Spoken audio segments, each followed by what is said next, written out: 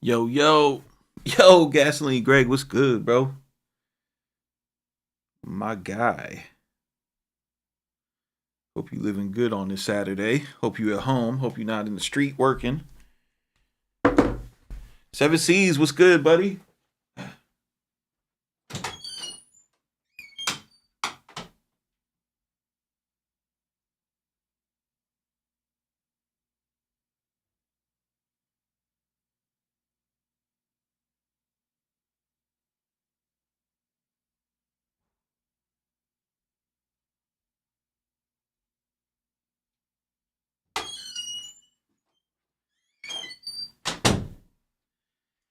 Got to I got to crack this Pellegrino. Oh, you hear that luxury right there? You hear that luxurious water popping out at you? What's good, Night Rider, Maldo? How's my mic sound? My mic sound good? Sound crispy?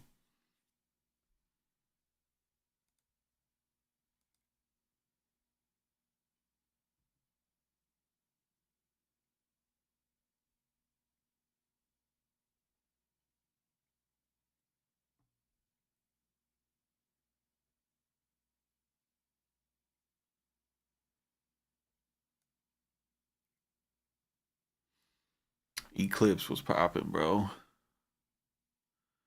Let me get this link in the Discord. Get this link in the Discord. 14 mixing tips. I wish I knew what I started. What are my thoughts on the newly released M2 Mac Mini? I don't know. I didn't know they released an M2 Mac Mini. Hold on one second. We can look at it as a family.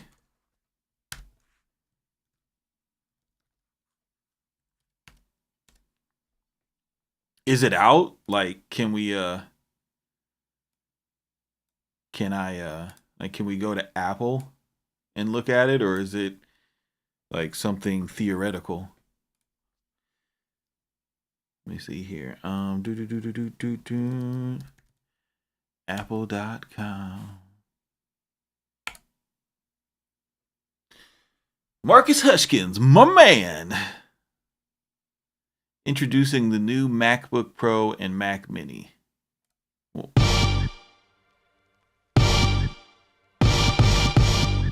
Are we ready? Can we handle it? You guys, M2 chip. This laptop is f***ing crazy. This thing is fast. Super fast. That M1 chip in the MacBook is able to power through so many tasks with no sweat. 我自己都不敢相信，我还得再测一测。 OMG opening. The powerful media engine of M2 Pro rips through the most popular video codecs, dramatically accelerating pro video workflows while using this new chip. Time to experience Mac Mini. We gave the new Mac Mini to a team of creatives to. All right, so what did they do here? You got MacBook Mini. You got 3 displays. You can do 32 gigs of unified memory and 8 terabytes of storage. But none of y'all are going to get the 8 terabytes of storage like you should, right? You're going to get the amount of storage that you think that you should get. You're going to forget that when it comes to unified memory, you need to have almost double the fucking hard drive. Like, that's what they don't tell you, but it's and nobody believes me because none of the nerds have said it on your favorite channels. I don't even know why I give you guys this advice. Anyhow, this looks like a good computer, Greg. I mean, what you want me to say? This should look like a good computer.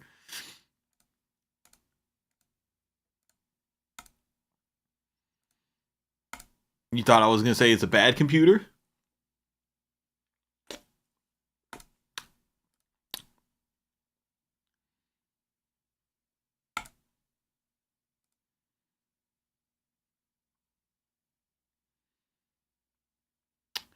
Boom, boom, boom, boom, boom, do. Let's build one.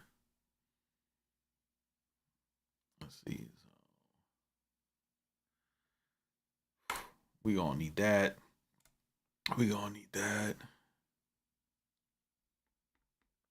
This is really the minimum storage that you should get on this.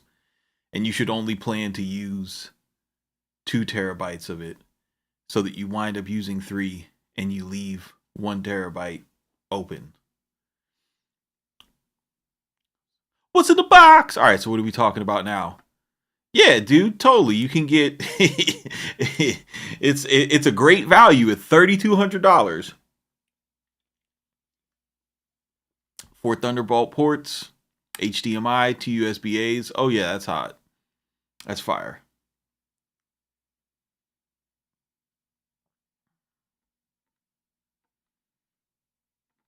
That is nice. That's super nice.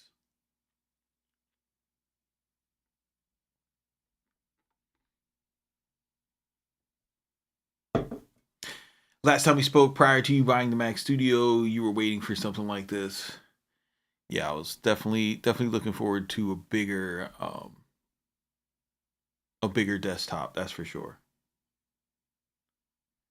Now build a Mac Studio with the same specs? Why would I do that? That's for you guys to do. I already got the Mac Studio, brothers and sisters. I don't need to build no more Macs. I'm keeping this computer till I'm 50. This like the Mac Studio is so much like it's an obscene amount of computer. I think like the main takeaway from all of the like from all of these like from all these Macs, like now that you're in, now that they're using the ARM chips, I don't even know if I'm saying it right, but whatever like M1 2 3 4, oh my god, how do I say it? So like M1 was a leap, right? M1 was like a crazy technological leap for processing, especially for like the type of stuff that we do, right? And they're quiet, they're amazing. They're the future. They're like the chips of this decade. Now anything that you get, whether it's from M1 to M9, it's going to be like an incremental change. So, you know, if you're the type of person who you got $1,000, you just get like the most of an Apple computer that you can get for that $1,000, and you're gonna be way better off than you were before you had an M anything, right? The only thing to think about is that now that we have this space where we have like all of this processing power to use, and because the developers still aren't making use of it, and not for music programs and like not even video editing programs yet.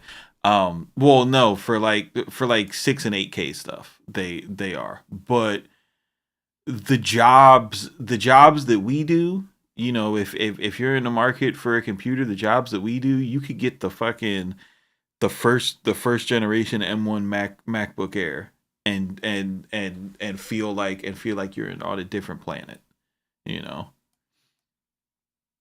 Absolutely.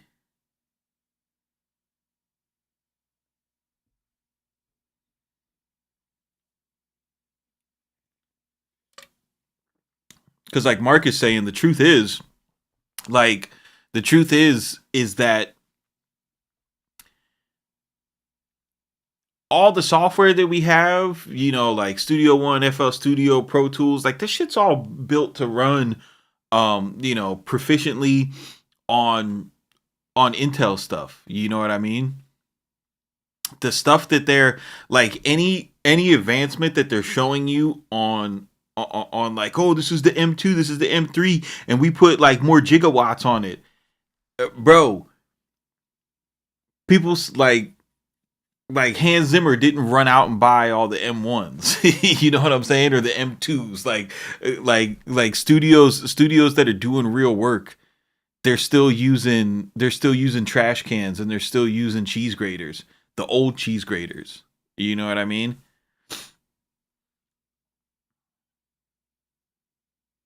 Let me close this. I'll make a new one.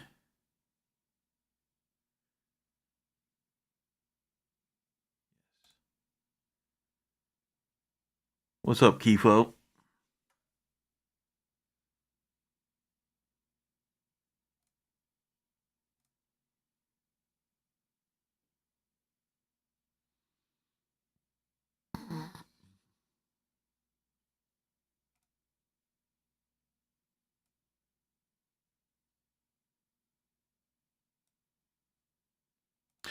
Oh, I gotta tell Studio One to work on their manners. They have like this crash report that comes out when when their stuff crashes, and on the bottom it says like, please help Studio One by reporting this issue. And I did it, and now I'm never gonna do it again because I sent it to them, and they were like, oh, well, what operating system are you on? Have you tried? I was like, listen, this is what happened, and I'm sending it to you. And they're like, oh, well, go to the plugin manufacturer and see if they could duplicate the issue. I'm like, dude, like, I'm fucking fine. Your DAW asked for this. You asked me to send you this so that you guys can help it out. Like, don't send me to McDSP to bother them.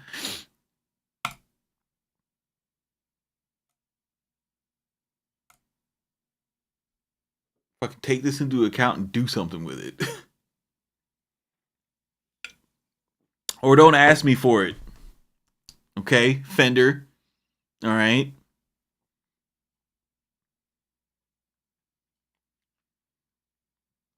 And Antitrust says he's better at Rick Rubin. Are you better at Rick Rubin at basketball or music production?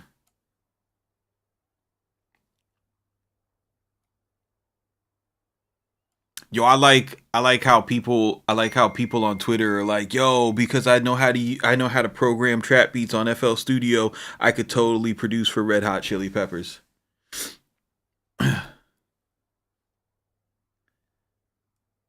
Yo, I know how to glide the Spins 808, so I could totally produce a Slayer album. I got that. Rick Rubin was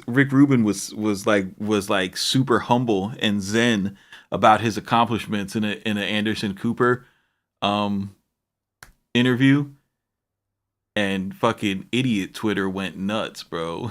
They were like, this guy doesn't know how to play the 808, and he calls himself a producer.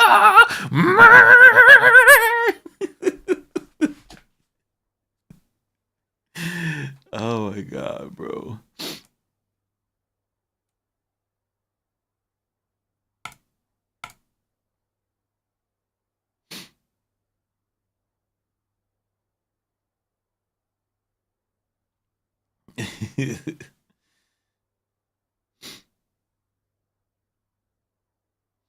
What am I doing? My sound banks.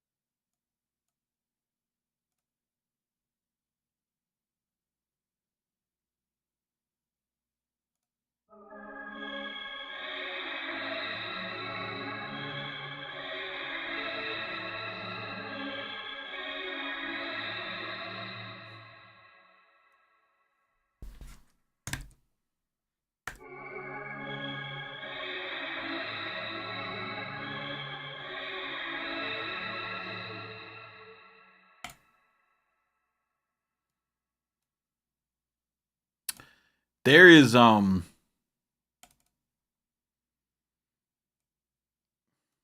yo,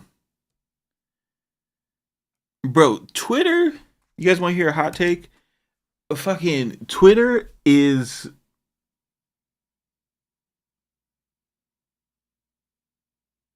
destroying entertainment, right? Um, there's like there's this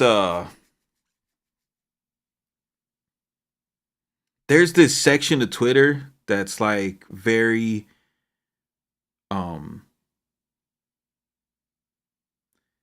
it's like super progressive and idealistic.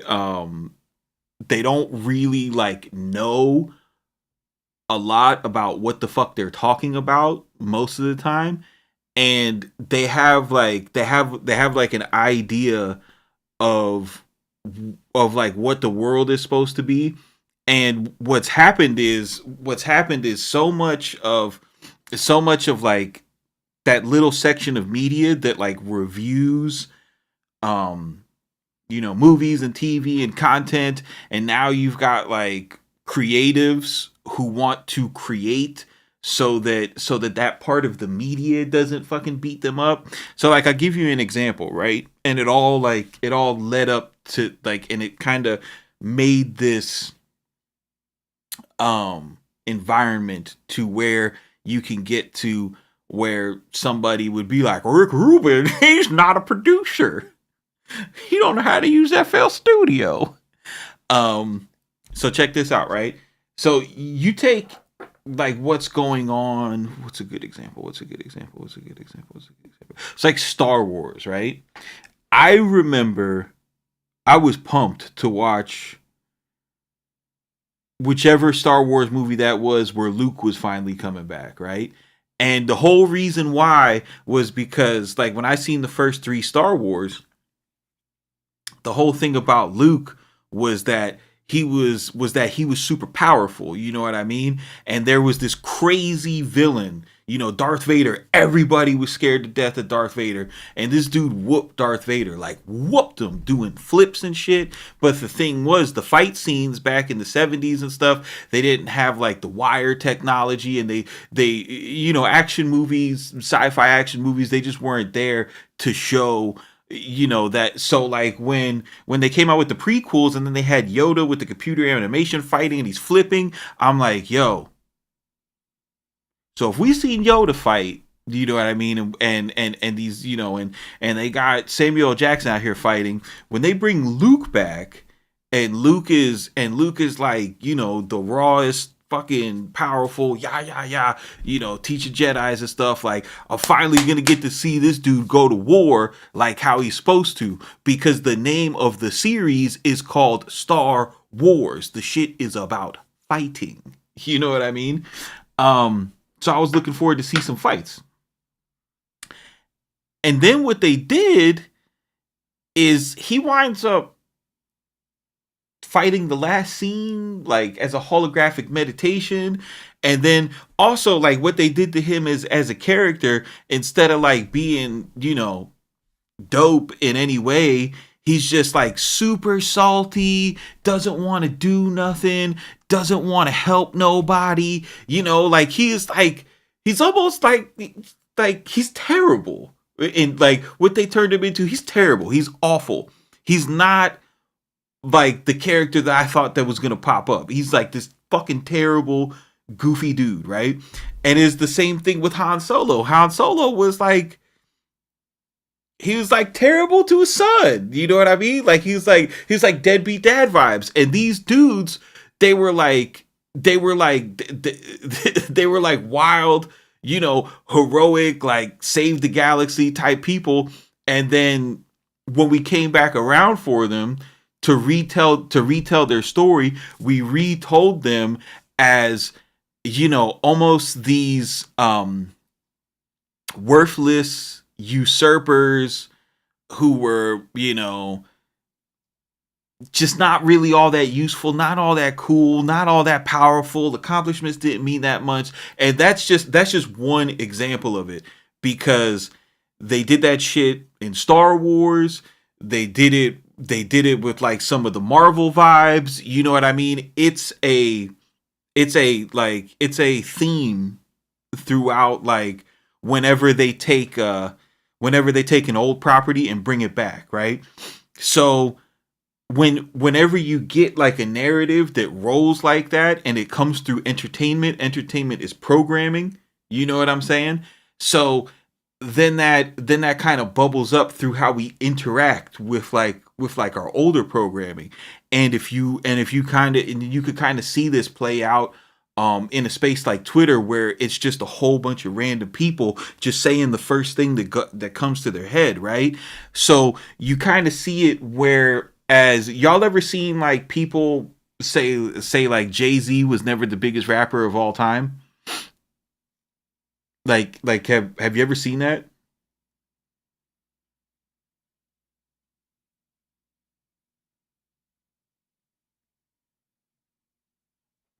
So there's like a hot take on Twitter that Jay-Z was never the top artist in the game. And the people who, the people who say it, they obviously were not there. You know what I mean? Because if you were there, you know who the top artist was. The game was like, there were years where Nelly and Eminem sold more records than Jay-Z, right? But Nelly and Eminem were not the top artists in the game, because back then academics didn't tell us how to appreciate hip hop. We had our we had our own culture, right? And it wasn't dictated to us by pundits. You know what I mean? Now the pundits tell you what to think. You know what I mean? Joe Budden, fucking academics, Adam 22, Say Cheese, Charleston White, whoever you're listening to, they tell you what to think. But back then, we just had the music and the parties that we went to.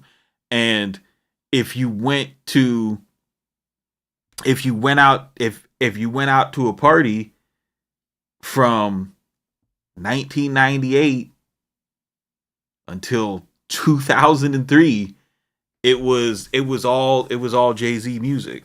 I remember when it was 1998, right? It was the end of November. Aquemini, In My Lifetime, Volume 2, The Love Movement, Black Star, and like Rascast for Assassination had all came out like on the same damn day. It was a glorious day. And me and my dad, like, we took a road trip up to New York to give my older brother a car, right? And when we went and when we drove up, I'm listening to CDs, because there's trash radio. When we got up to Jersey, I'd never heard Hot 97 before. I turned on Hot 97, and they were playing the entire album, right? The entire album of In My Lifetime Volume 2, front to back. I'm talking about the first song to the end song. Every song. It's All Right, Reservoir Dogs, Ride or Die, Coming of Age 2. They played I listened to the entire Volume 2 album on the radio, right? That's how crazy it was. But if you go on Twitter now, you can find like a huge element of people who say and believe that Jay-Z was never the biggest rapper of all time. Back then, New York radio was the most important thing as far as like commercial hip hop and deciding what goes where, because the way that the programming worked at that time, before everything was switched over by Clear Channel and it got homogenized, is, except for LA was their own pocket, but whatever was big on New York radio, that shit swung down and hit everything. Now, granted, granted, like in Miami, they didn't play that whole album, but they definitely played like all 4 of the singles, you know. So regardless, that's what happened.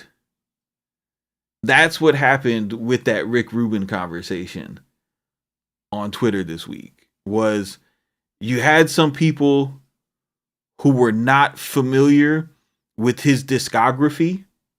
They were only familiar with the opinions of maybe older people who, you know, younger people may not respect in, you know, in the same light, because they're looking to forge their own identity. And the way that you forge your own identity when you're younger is you rebel against conventional wisdom, which is like, you know, the most basic form of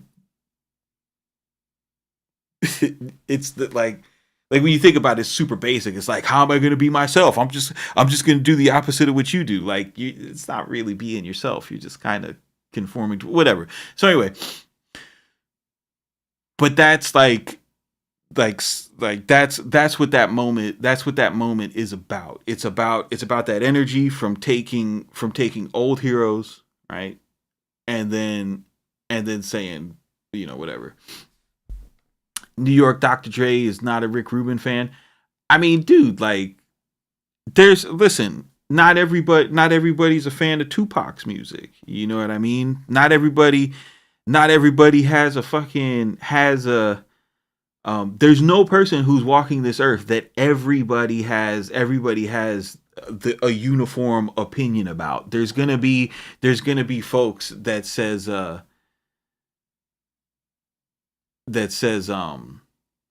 you know, this and that, right?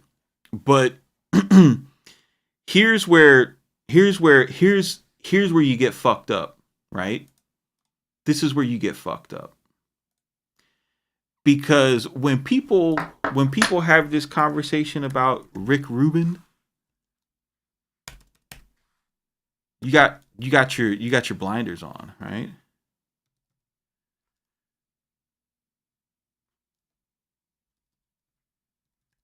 Because you're thinking about rap music. And what you need to think about is music, right? Dr. Dre was talking about Rick being a thief. I mean, I got to tell you, like, what did Rick Rubin steal from Slayer? Right? What did Rick Rubin steal from Red Hot Chili Peppers? What did Rick Rubin steal from Tom Petty and the Heartbreakers? What did Rick Rubin steal from Joan Jett? What did Rick Rubin steal from Johnny Cash? You know what I'm saying? What part of Californication did Rick Rubin steal? Right? What did he steal?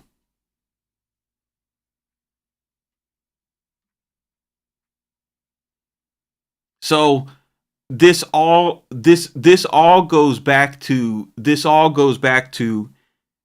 hip hop beat makers incessant obsession with trying to rewrite the definition of what a record producer is, right?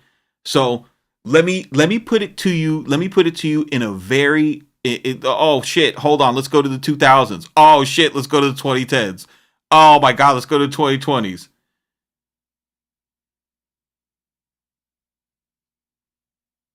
So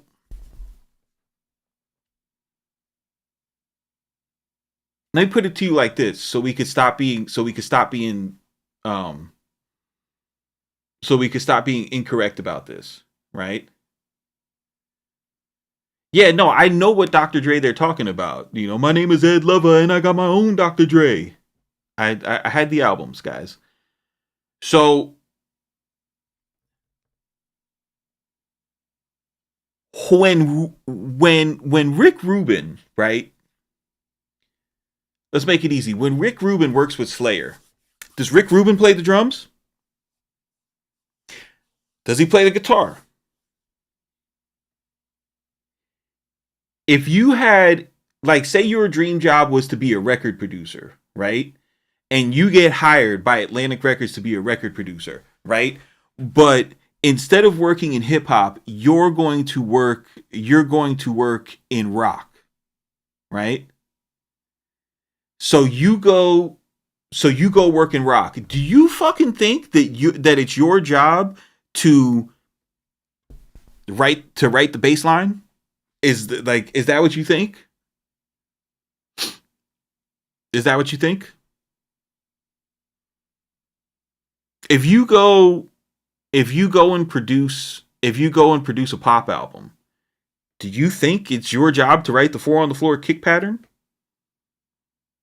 Right? No, it's not. So when you've got a track list like this, by the way, these are not people. You say Rick Rubin wasn't on the on the Rap-A-Lots? False. He was there. He was everywhere. But aside from rap, because rap is the only place where you guys get fucking stupid, right? Like you can follow it. You can follow it all the way. Like you can say, well, no, Quincy Jones didn't have to play all the instruments. No, Rick Rubin didn't have to play all the instruments. He was just a producer. And then once we get to hip hop, we're like, well, he didn't touch the mouse. He didn't touch the mouse. He didn't touch the mouse. He didn't produce it. Well, I know when he was producing the rock album, he didn't play the drums. But when he did hip hop, he didn't play the drums. So wait a minute. I'm stupid. Like, yo, there has to come a time where you, as a hip hop fucking beat maker, have to stop being stupid. You have to stop being stupid. Because this is stupid now. We're at the point of lunacy. Okay? There is no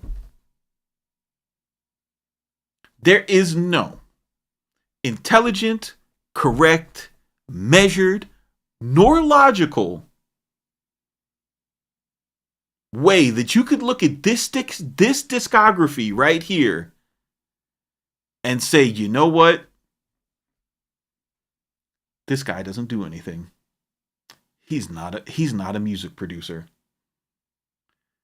Because all of these acts who were tremendously more successful than fucking Little JJ on the beat, they all called up Rick Rubin and said, dude, can you come and produce for us?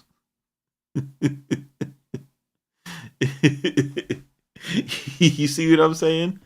So you just gotta stop. Whoever told you that, listen, if somebody gets on YouTube and tells you that just because you make music, you're a music producer, they're just trying to make you feel good so that you shop with them. You know what I'm saying? There's no, because you notice the producers that are selling shit to you, that aren't selling shit to you, they don't fucking tell that lie. Right? When you go to, if you look up Metro Boomin, difference between producer and a beat maker, he tells you the truth. And he's not being mean. He's not trying to put you down. He's not trying to make you feel like less of a special snowflake. He's just telling you the difference between words. And that's it, bro. Like, it's okay. It's okay for words to have meaning. It's perfectly fine. It's not a big deal.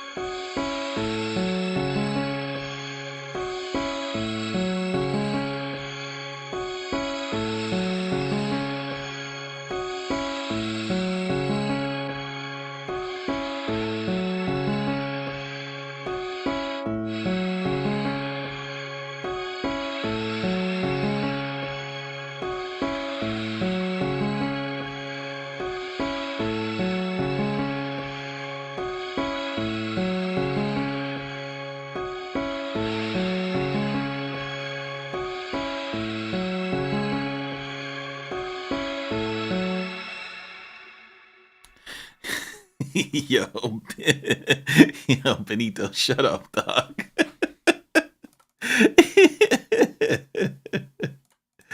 Yo, Rick Rubin definitely didn't tune his 808s. Let's talk about it, bro.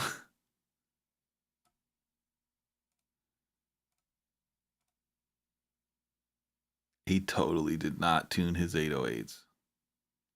He didn't put them on the root note either.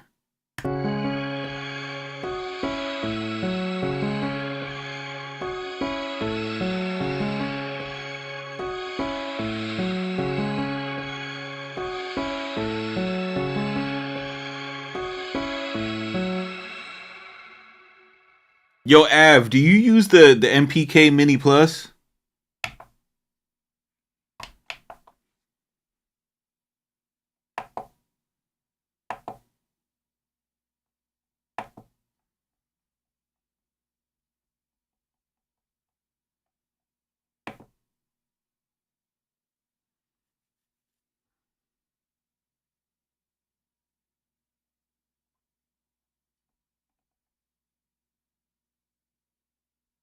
Yeah, but it don't fit in your setup right now. Dude, I like it's such a like, you know, it's like entry level gear, but I love this keyboard, bro. It's like I could just keep it in front of me the whole time, and it's got so much stuff on it.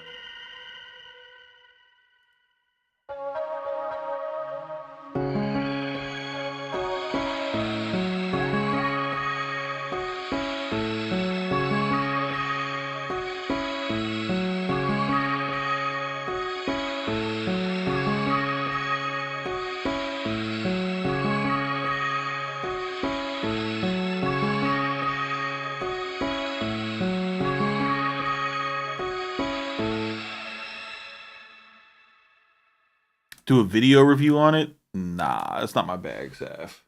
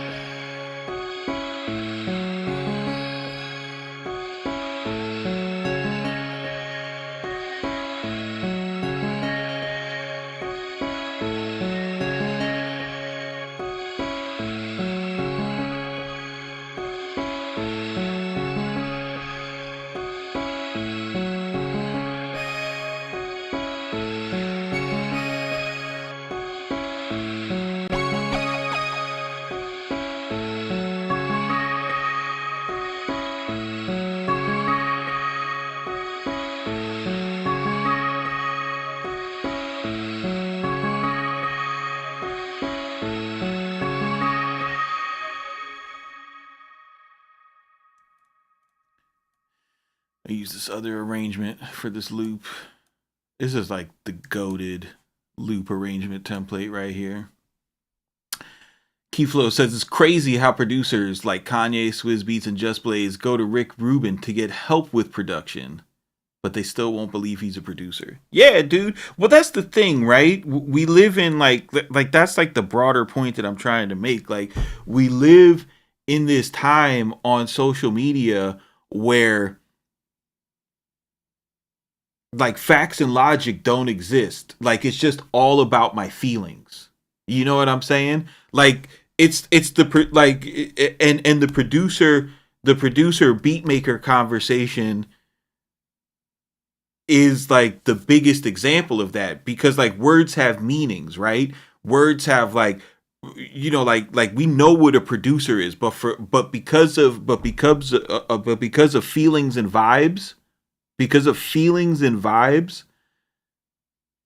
people believe that we can just change this word that's been used to describe this role in the music industry before hip hop was even a genre, before the first pop got locked, before the first windmill got spun, before the first tag got tagged, before the first scratch was scratched, before the first rap was wrote. You know what I'm saying? It was just, but now because of feelings and vibes, we gotta, you know, we have to, and it's, dude, it's everything in society, bro. It's everything in society. It's just like, no, you know, feelings and vibes are dictating that facts and logics are facts and logic is just, you know, it's interrupting my feelings and vibes, so we need to move the facts and logics, bro.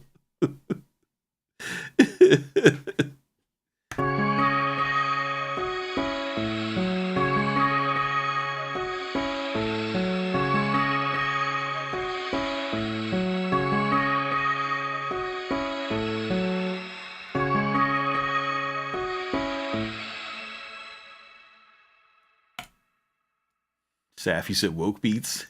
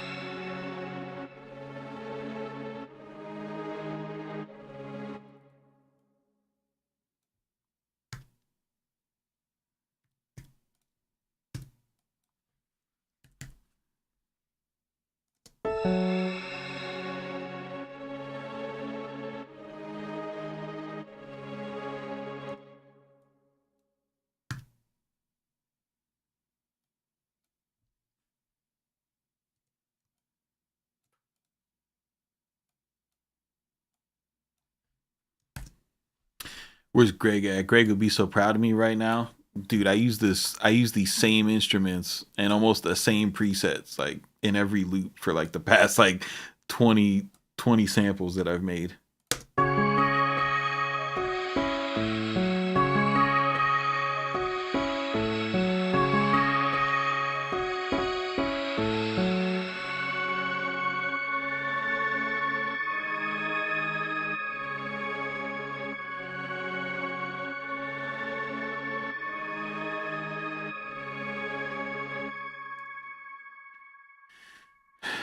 Mark says there's an art form to managing people, talented people, without managing them at all, bringing the best out in people. Well, here's the thing, right? So you only know that if you've ever managed talented people, right? And where that disconnect happens from the social media conversation is that most people in America are not management. You know what I'm saying? Just like most people work a job where they have to report to a manager. Most people have contempt for their manager. So when we take somebody who, like, we love our favorite songs, right? We connect with the artist. And then when we see somebody else getting similar like respect, adoration, recognition and respect. And then, we're like, well, what work did you do, sir? And they're humble enough to tell you like, nah, it's just a vibe, Then what we do is we take our own feelings that we have for our manager and we project them onto this dude who's saying like, yo, I was the manager. And now you add the extra complexity to it of, people call Rick Rubin like a hip hop pioneer. And then that's where it gets extra crazy, because there's a wanting to protect that space, and the whole nah, we're not doing what we did with Elvis, and you know what I mean, like this is our art form, you're not going to encroach on it. But like for people who would say like, yo, what Rick Rubin did at Def Jam wasn't really all that, what I would say to them is, you do it, right? You be the first in the genre, right? Don't take something that was built, right? Because you already don't respect them, right? You don't respect Russell Simmons, you don't respect Rick Rubin, you don't respect Leor, you know what I mean? Those guys are all shitbags. Well, then you do it. You know what I mean? Get on your fucking FL Studio, don't make a trap beat, don't make a Dilla beat, don't make a lo-fi beat. Make yourself a new type of beat, right? And then don't use rap and don't use singing. Come with a new entertaining vocal style, right? Create a brand new American genre of music, right? Go and do it. Like do what they did before or at least try, but before you come trying to rewrite history just because of your feelings and vibes, try it.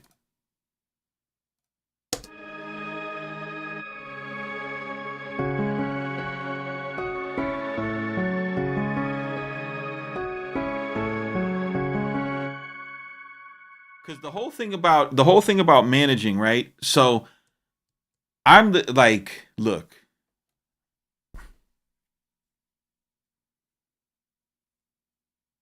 how do I say it without making you guys hate me? So whenever I'm in a situation where there's like a group of people doing one job, right?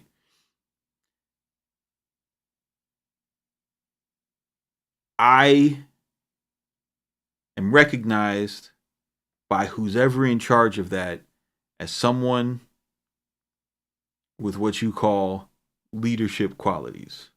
Okay? So in my experience, whether it's at work or whether it's, doing music stuff with people, I typically wind up in charge unless I make a conscious effort to not be in charge. Because there are times when I do not want to be in charge, right? And it doesn't, and here's the thing that it's hard unless you have like the leadership like thing.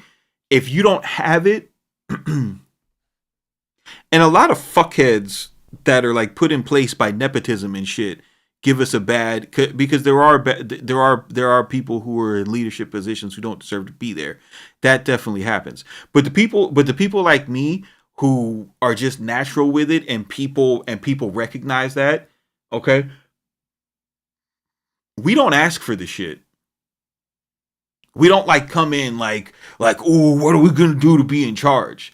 Like you just kind of got it. You know what I mean? It's like, and you can recognize it in other people. You know what I mean? It's just it just kind of happens. You say stuff and people listen to you.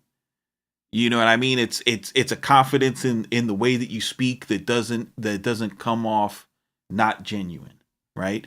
So I'm always able to lead people. Ever since I was younger, I was able to be in charge of people who were twice my age, and they would respect me, you know? So when I see like how Mark is saying, you know, it takes a special talent to manage talented people, you know, let's take away from music. We go into trades. Like I've been you have to have strong calves to be your leader. Yo, like when so like in the field, right? It like in the construction field, you have people who are talented with their tools. You know what I mean? And the people who are most talented with their tools, they don't necessarily want to be doing the most laborious task. They want to like working with your tools. It becomes like an expression of your creativity because you're building stuff. Like it's very personal, and that's why like a lot of very intelligent people wind up in construction trades. Like that's something that people don't get. I've met some of the fucking smartest people I've met in my life, like way smarter than people that went to college in trades, because like the jobs that you get after college, like working on Excel and telling lies inside of an office, like that's super boring to people who are like smart for real. You know what I'm saying? Like we cannot do that shit. We need to go out. We need to make something. You know, we gotta. Our mind is gonna wander a little bit. We're like super wired up with the ADHD, so we need to be like using our body so that we get naturally tired and we're not just like stuck behind a desk like yeah. Exactly. Problem solving, puzzles, you know, how are we going to lift this, you know, how are we going to lift this motor up to the second story when, you know, we're going to build these pulleys, you know what I mean? But the point is, there's so many different strategies when it comes to managing people, like, and what winds up happening is the people who aren't in charge, they just look at you and they say like, yo, I remember a lot of my guys. So what I would do when I first got to a job, right, is I would get to a job and I would just look around real quick because I need to solution driven. I'm about to tell you a story about that. So when I would get to a job, people would come and they would, you know, like I would have like 5 guys. All those guys needed to work. They couldn't just be standing around because otherwise I'm not doing my job. So I would hop out, find some stupid, dumb work for them to do. In my hand, I've got a book this big of drawings, which is all the stuff that we need to install in the building. And let me tell you, there's no YouTube videos for how to install this stuff, okay? There's no tech support. There's no, you know, you have to know your job and know what you're doing. And there's no like real diagrams. Everything's drawn with a line. Like you have to know your shit. So what I'm doing is for that whole first day is I'm not picking up a tool. I'm somewhere in the shade. I've got five highlighters and I'm just going through my entire job. Just being like, all right, we're going to do this first. We're going to do this over here. I'm going to need 2 guys to do that over there. 2 guys to do this. I'm going to wind up putting this together, yada, yada, yada. You know what I mean? That way, so when we get there for the next week, I have all the work laid out. And these guys would be sweating their dicks off and they come around like, oh, look, fucking Brandon. It's in his coloring book. It's his coloring book, bro. It's his coloring book. He didn't fucking do anything. So what I would do to fix that kind of stuff is I would recognize the guys who were very talented, right? Were very talented. You know, they were the beat makers of the field. And I would say like, all right, I tell you what. We're gonna take and break this up, right? You wanna move up? You wanna be like me? You wanna color all day? Here's this half of the building right here. Here's the drawings for this half of the building. I want you to order me my material. Here's your two guys. You're in charge of them. I want one material order. I want you to have your, and I want you to lay this job out, and here's your deadline, right? And so these guys would go out and do it. And every time like I did that to somebody and I gave them a week, they would come back to me. And they'd be like, "Hey man, listen, I just want to tell you I'm sorry." It's like, sorry for what? I know exactly what they're sorry for. They're like, "Dude, that shit's so much harder than it looks, bro. How do you get people to listen to you?" Oh, how do I get people to listen to me? Well, I understand that nobody has to listen to me. So I don't try to make people listen to me. I just solve the problem. And that's why you use a music producer, right? You don't use a music producer to make music. You use a music producer because there's a problem with this batch of music that you have. It's not ready to go out, right? It's not the final product. It needs to be molded into the final production. So you take somebody who has a track record of producing music for the public, and you use them to solve your problem. And your problem might be you've got too much shit in your song. So they say, "Hey, mute this and this." Makes the song sound better. You and your bandmates couldn't get to that solution because you're too close to the song. You're too emotionally invested. That's what a producer is. Now,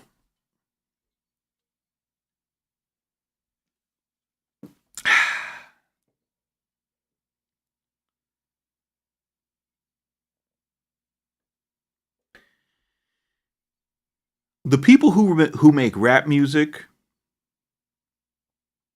culturally, listen, bro, it's not a secret. It's not a secret that black people have to work harder at every fucking thing they do to get the same recognition as the whites. That's not a secret. We all know that, right? So this whole like producer versus beat maker shit, I really think has like a little hidden root in that, because white producers don't make the fucking music. They don't. So now you have like this group of black music producers who came up through hip hop. And not only were they they've been doing two fucking jobs. They've been doing two jobs. And the music industry has fucked them and told them that they've only been doing one. You're only going to do one, or we're only going to pay you for one, right? But they've been doing two, sometimes three, right? Because composition is a different job. Programming is a different job. And production is a different job, right? So you got these folks who have been fucking gaslit, and that's what it is. Like that's what it is. The industry gaslit this genre of fucking super dope creative people talking about no, yeah, you're a producer, you make the beat. And then once you have like this whole industry of producers that don't make beats, hip hop world is like, wait a minute. And you can't you have to admit, and that's why nobody can have this come to Jesus moment and just fucking admit it. Like, no, bro, just because I use FL Studio doesn't make me a producer. Because two things can be true.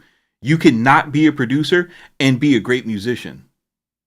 Like, dude, think about it. There's no drummer on the face of this earth. There's no drummer on the face of this earth that if you told him he's not a producer, that would feel less as a drummer. You know what I'm saying? Like, think about that. There's no pianist on the face of the earth that if you told him he wasn't a producer, that he would feel like less talented of a piano player. Just, you know. So if you're a fucking boss on FL Studio and somebody says that you're not a producer, that does not mean that you're not a boss on FL Studio.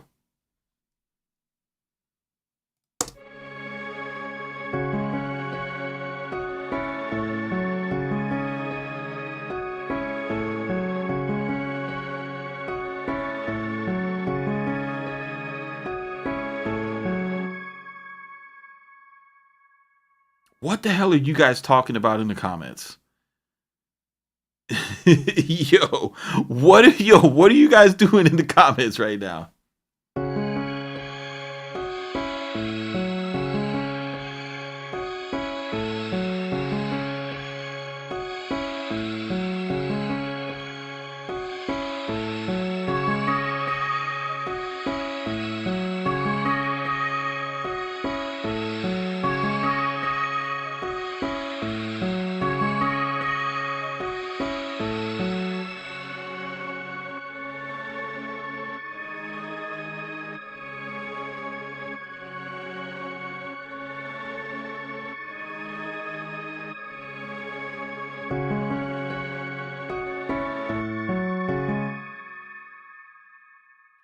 Yo, whatever y'all got going on, y'all are gonna distract me from making tunes, bro. So if you guys could take that to the DMs and handle that, because I don't think that got anything to do. I don't think that got anything to do with what we're doing here. If you don't mind, if you don't mind, if I'm not asking too much.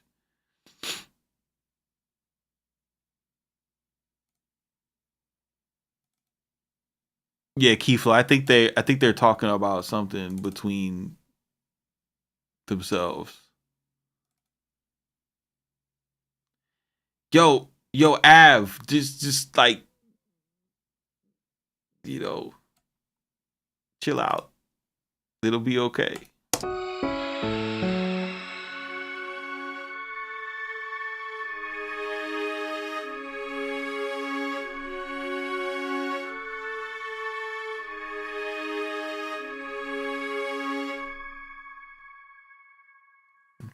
Put the RC Twanky on here.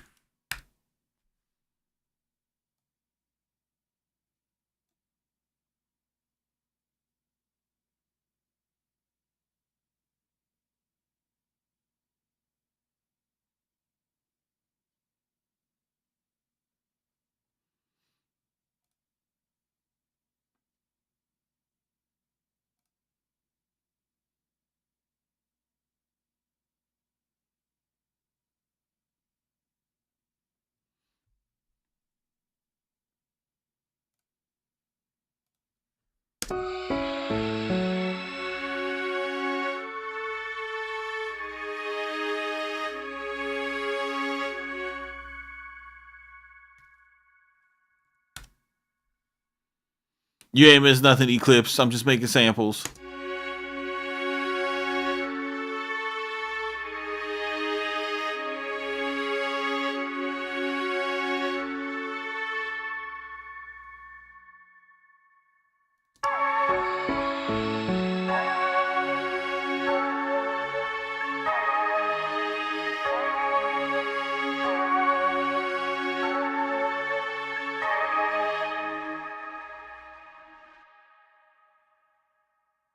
Appreciate you, Matthew Gaines. You guys need to get like Matthew Gaines and hit that super chat sometimes, bro.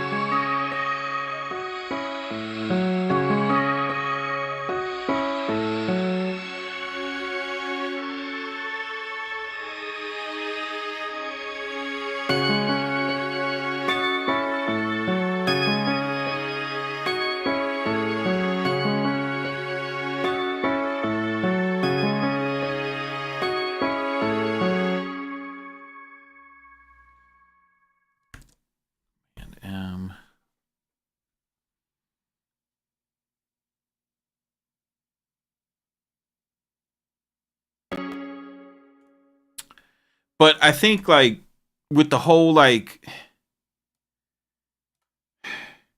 if I could be so bold as to give someone who's listening like a piece of advice, like if you're one of these people who you look at like you look at your manager as like not being a talented person, or you look at you look at it, or you have like contempt for leadership or something, you want to like you gotta look at yourself, and have the conversation with, because it's the only way that you could get better. Like if you feel like you're at a point with your career, or if you're at a point with your music, or like whatever, where you feel like you're getting passed up by people who aren't as dope as you, like you don't want to be a defeatist. Like I have a belief in myself. There's, like I don't think that nobody could do nothing better than me. You know what I mean? Like, and I don't mean that like in a crazy way. Like I know that, like, for example, like I know that Chop Squad fucking makes better beats than me standalone. You know what I mean? Like God clearly loves Chop Squad more than he loves me. And that's fine. You know what I mean? But like it's just that thing inside of you where you got to be like, yo, I'm not accepting that I can't have this. You know what I mean? Like I'm going to get it. And it's not easy. It's so not easy. And I get that it's easier for some other people, bro, but that don't mean that you can't get to it.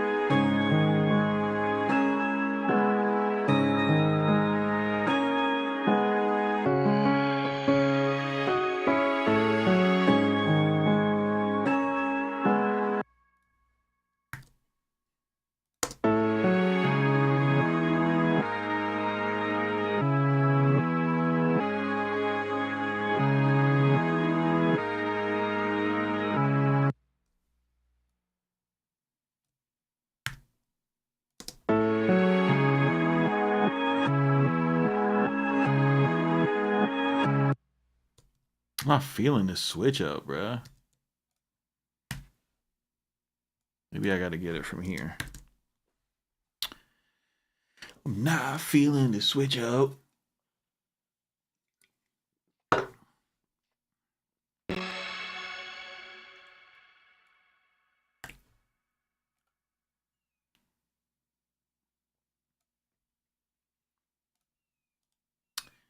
You guys like this loop, I'm making it with this new analog lab pack that we have on the site.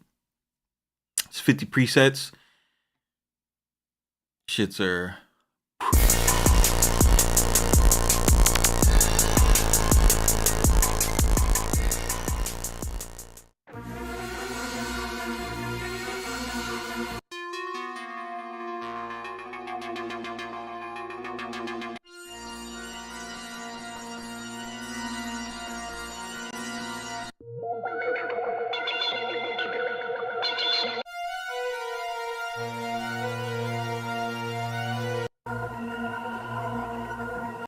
you want to check them out, just go to CMP Kits. I have the reason why we did this is because there's a lot of how many creators do I have on the CMP Kits?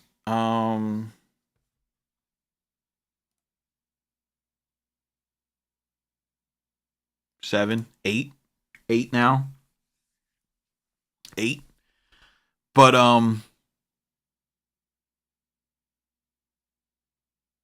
what's it called? These, like, if you listen to like a lot of the Nardo Wick and like the little baby stuff, there's like this texture from like pitch shifting and the granular delay on Portal. Like, it's a very specific texture, and if you just use Analog Lab or if you just use Omnisphere, like, you're not going to get it. But bro who designed these, he was able to tap in with that texture using a couple of the different Analog Lab instruments, and that's what I like about it, because it makes it so that I don't have to like do a whole bunch of sampling and resampling to get that vibe.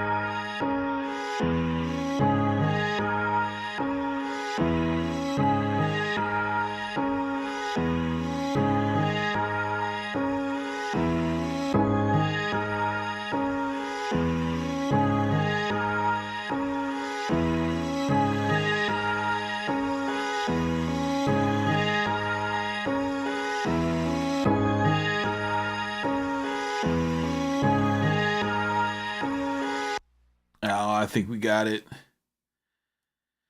So, Greg. Yo,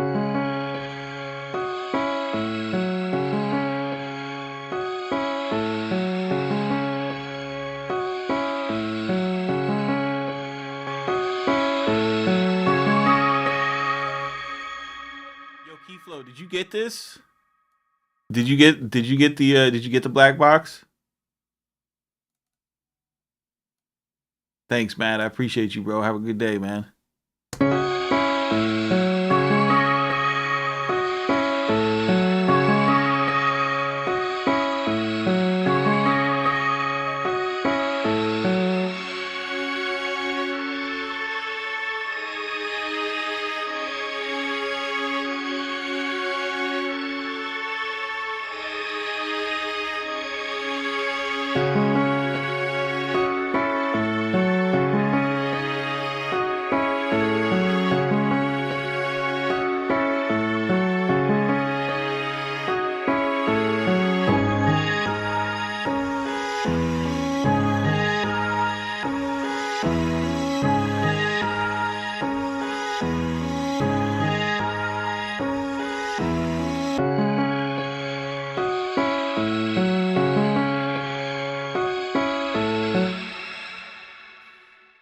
CMP, what's the EQ section on the God Particle plugin? Is it just like a simple 3-band EQ? It is. It's not. So people have went into Plugin Doctor to find like the specific bands that it does. But basically he has like this section right here is, he's got like think of this as you think about this as like the high, mid, and the low, and what it is, it's how hard you push into the multi-band processing of this, right? So he's got some type of processing on this low, so some type of processing on this mid, some type of processing on this high, and this, he actually said that he doesn't want you to think of this like an EQ. He actually wanted to change this from EQ to push pull, to think of it like pushing in to this end of the processing or this end of the processing.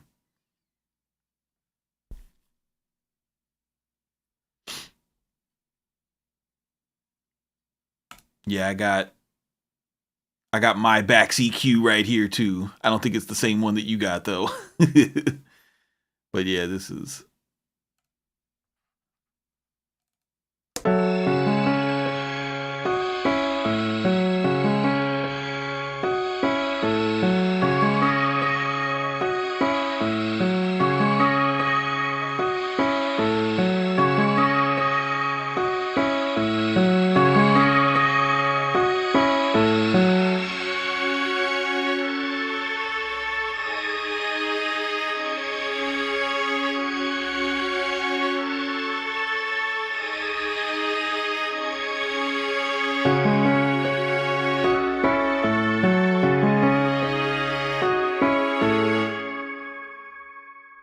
This is such a good plugin, man. Like that plugin is so crazy good. That shit's like stupid good.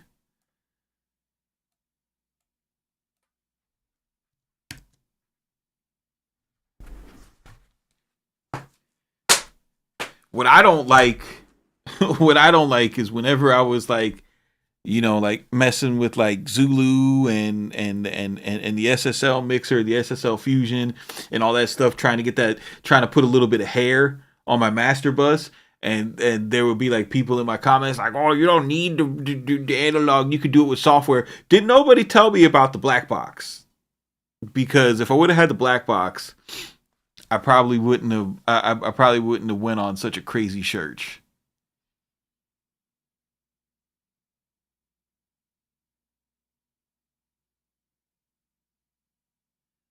You bought both of the black box plugins and you haven't used them? They're good, man. They're good. Those are some very, very good plugins. I just use it on a 2-bus. Like the so like this, the triode, that'll like saturate your mids. Pentode is like saturate more of the highs, and this air guy. But the fact that they give you mid side, like this is it's so good. It's so good. It's so good. Such a good plugin. Yeah, Decapitator is still fantastic.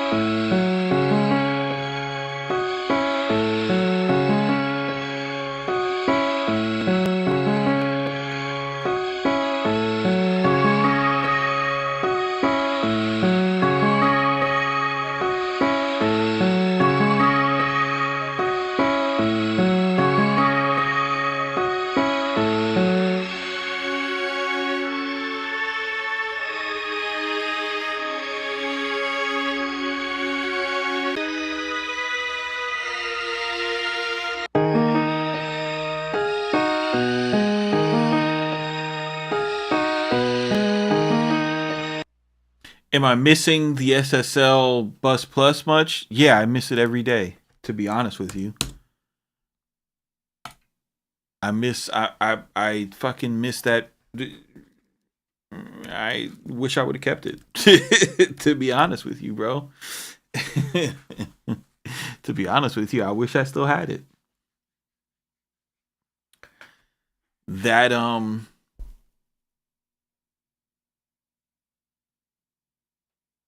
yeah. Yeah. Yeah. I miss the Bus Plus a lot. I can't even pretend for you. I miss it a whole lot.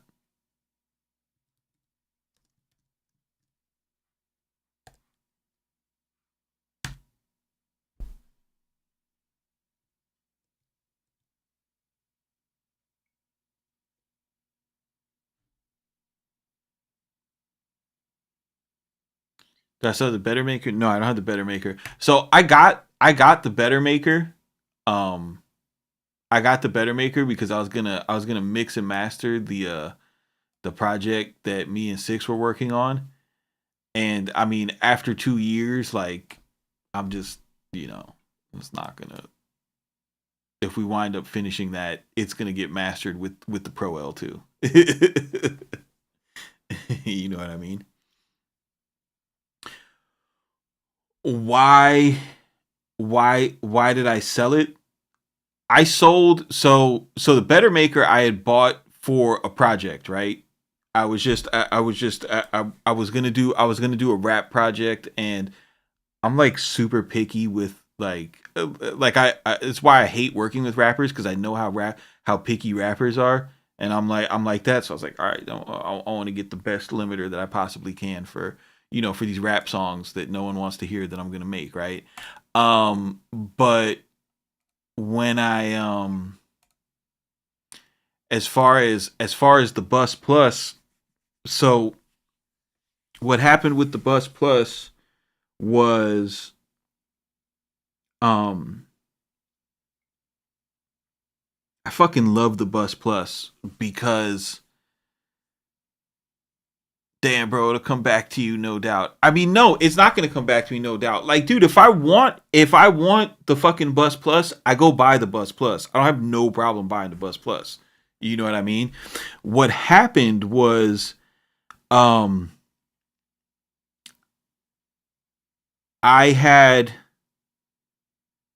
made this beat on stream with a sample, right? And my buddy hit me up. And he's like, yo, my people over here send me some drill stuff. And I sent him this drill beat, and he was like, yo, 5EO's fucking people want this, and they want the stems. Like, send it to me. And I'm like, all right. So I sent him the beat, right? It's fucking awesome drill beat. It's going to 5EO foreign, boom. That's killer, right? And then he's like, yo, get us some more drill stuff, because you have their attention. So I had like a bunch of drill stuff that I hadn't like bounced out yet.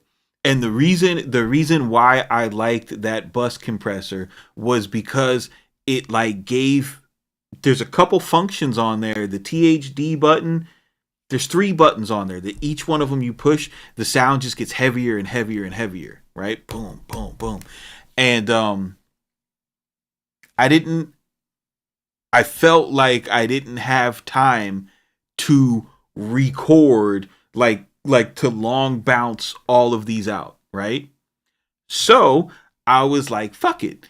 Jason Joshua is talking a lot of shit about this God particle. Let me just do some quick bounces of these drill beats with the God particle. And I started doing these bounces with the God particle, and I was like, holy shit, dude. These things sound awesome. Like, they sound awesome. And I had to have a conversation with myself. I was like, yo, what are you doing? You know what I mean? Because the people who were using a Bus Plus, me and them are not doing the same type of work. You know what I'm saying? Like my primary audience is you guys streaming on YouTube or doing tutorial videos, right? I don't do like a lot of mix work where I need to like put that much funk on my drums. I can get close enough to the way it's supposed to sound because I'm not like a top, professional in the music industry, to where it's like where the hell am I doing?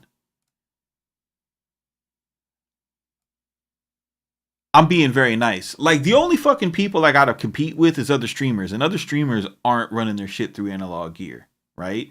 So I can beat them sonically just with God Particle. So why do I got this thing looking at me? You know what I mean? Like, yeah, it sounds amazing and it's for me. There's a lot of stuff, like, for example, my OB6 or, my MPCs, like they're for me. I don't use them to sound better than people. I use them because I have fun using them. You know what I mean? Like that shit's fun to me, Danon says hardware is just cute at this point. Yeah, you're fucking wrong, but it probably makes you feel good to say shit like that. I'll give you the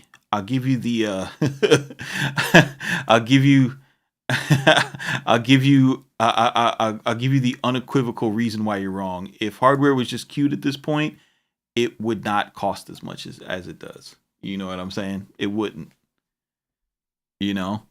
Like if the SSL plugin really sounded as good as an SSL board, they would not build new SSL boards, bud. And in the past 5 years, SSL has built 3. So in 5 or 10 years, do I think that'll be the case? Yep. I'll show you why.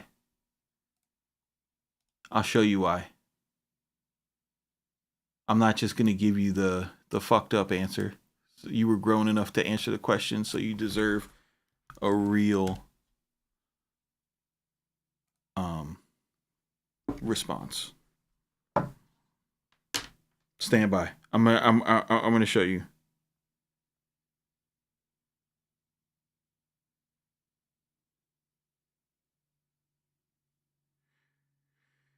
Stand up. Stand up. When I move, you move just like that. Just log me in. So here's the problem with like the way that people frame hardware and shit, right? And so hardware is better than software at sonics. Period. Nothing in the software world sounds better than the hardware world. Period. The discussion is always, can anybody tell? Right? So if like, so you're already hustling backwards from that point, right? So here's the problem. Where is it?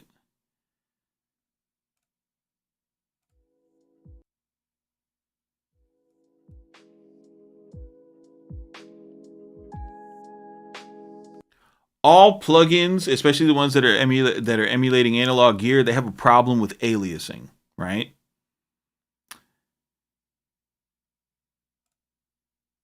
Plugins are bypassed.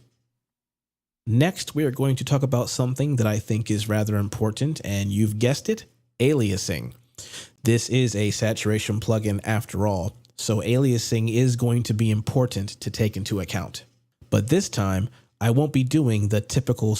So everything that makes hardware cool is about the saturation stage, right? Driving into a piece of gear, the way that that changes the way that the voltage is produced going out. It adds a pleasing saturation, a warmth. Some people call it hair. That's the whole vibe of hardware. Computers cannot recreate it. When they try to recreate it, this is what happens. Spectrograph test. Instead, I want you to hear the aliasing for yourself. I have the BB Tubes Beauty and Beast cranked to max. Unlike the typical Waves MO, this plugin actually has an upsample option that you can choose. We will cycle through them to find if there is a difference that it makes. What you are about to hear is a sine sweep, so if you don't know what that sounds like or your speakers or headphones are loud, please adjust them and protect your ears. Here is the sine sweep as it is. You guys heard that, right? Please adjust them and protect your ears. Without BB Tubes processing. All right, so that sound right there, that's the naked sine sweep going through the plugin. You remember how that sounds. Are loud. Please adjust them and protect your ears. Here is the sine sweep as it is without BB Tubes processing.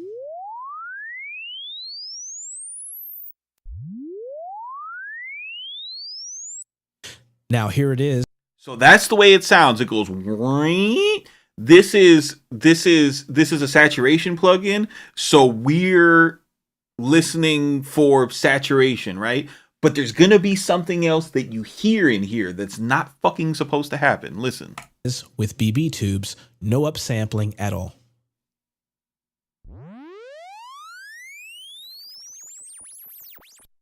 You hear that little whip, whip, whip, whip, whip, whip, whip, whip, whip, whip, whip. You hear that little whip, whip, whip, whip, whip, whip, whip, whip, whip. That's not supposed to be there.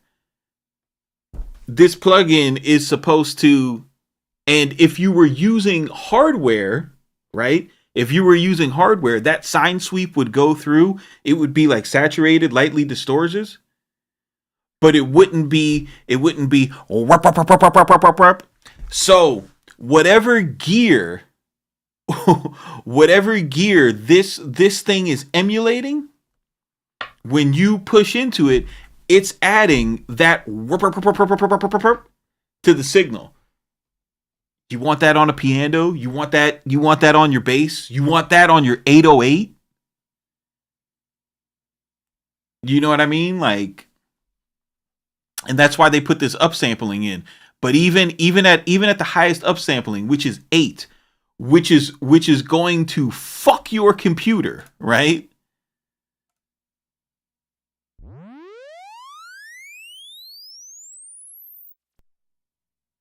Let's try times 8.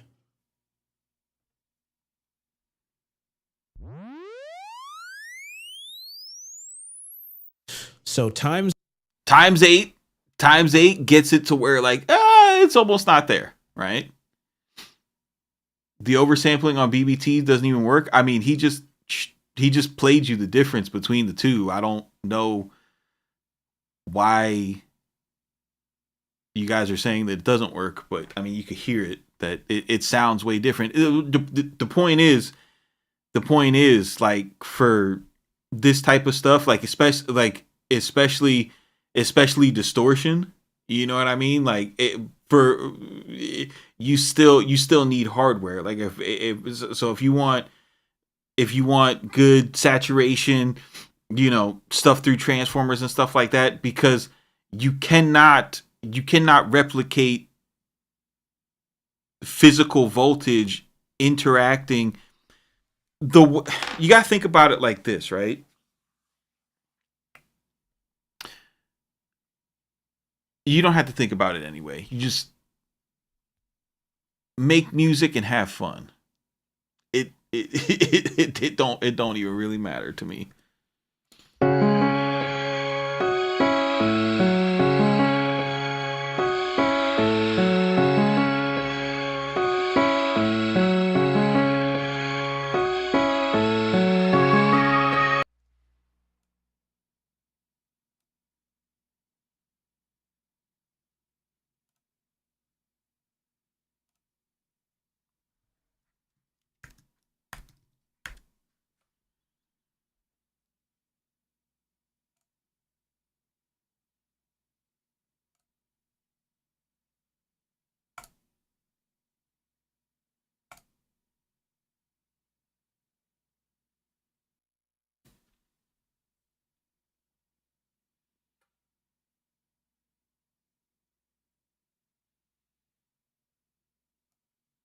Keyflow hardware doesn't say come in at negative 18 dB for the desired effect. Goddamn right, bro.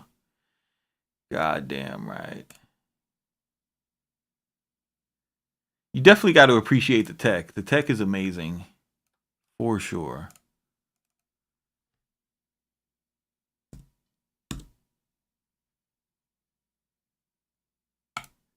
Would you consider the Key 61 hardware gear in the traditional sense of, say, a Triton or an ASR? Yeah, absolutely. What's the difference between, like, why would there be a difference between those three things?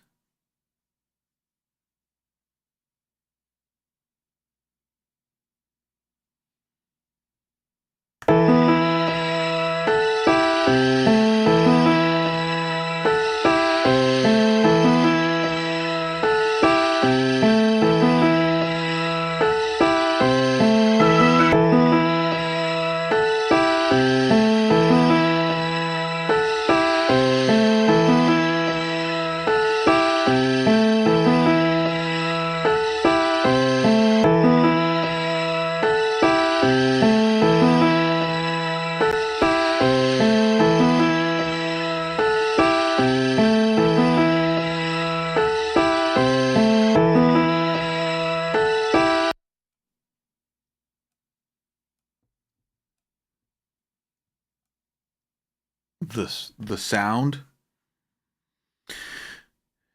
Yeah, but I mean, a Triton sounds way different than. Does modern hardware workstation still have the character that older gear is known for? Yeah, bro.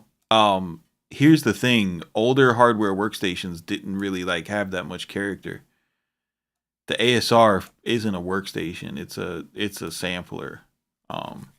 But like Tritons, like bro, Tritons didn't have like a good sound. You know what I mean? Like fucking Phantoms did not have a good sound. If you take a Phantom and record it through a Focusrite, it's gonna sound worse than Nexus. It's gonna sound cheap, plasticky, and thin. You know what I mean?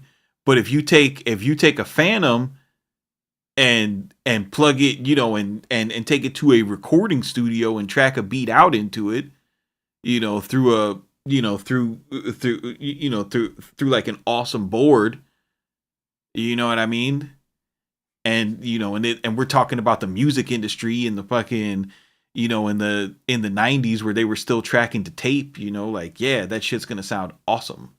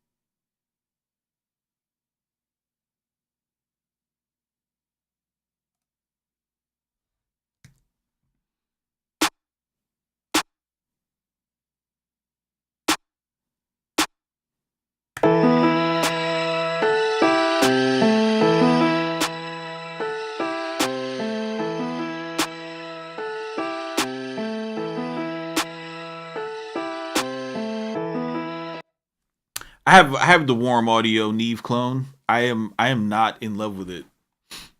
I find it to be noisy and annoying. I do not like that preamp. But if you want to buy it, Keyflow, hit me up. I'll get you a good deal. I got the 2 channel. But yeah, I'm not a fan of it.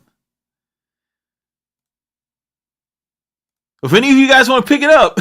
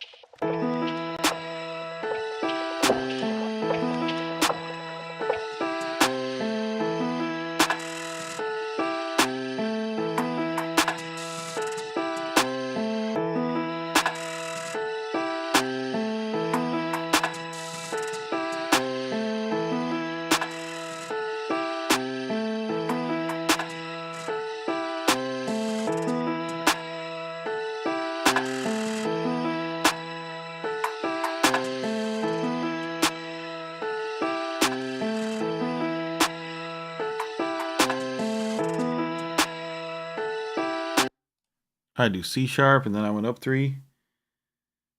1, 2, 3. So we hit E.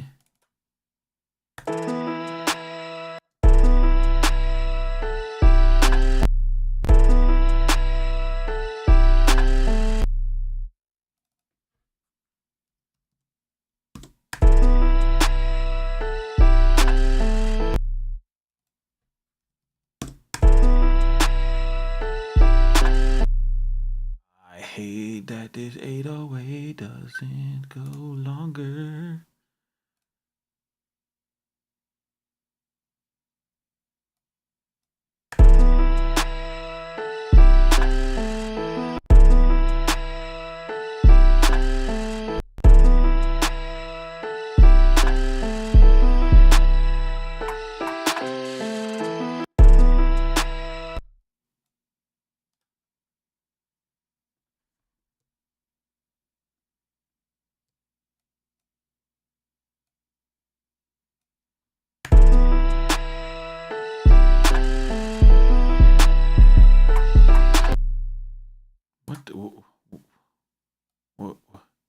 What? Why you sound like that? Oh, I know why you sound like that.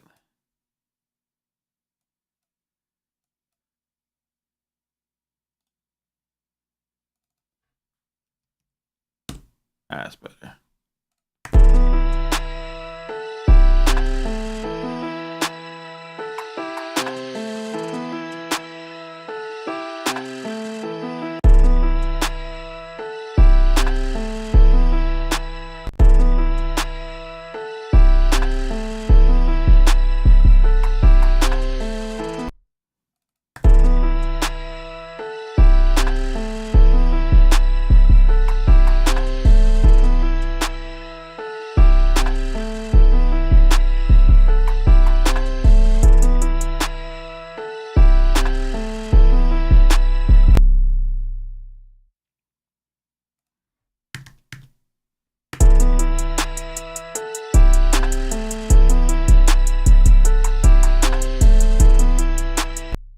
Yeah, but I think what's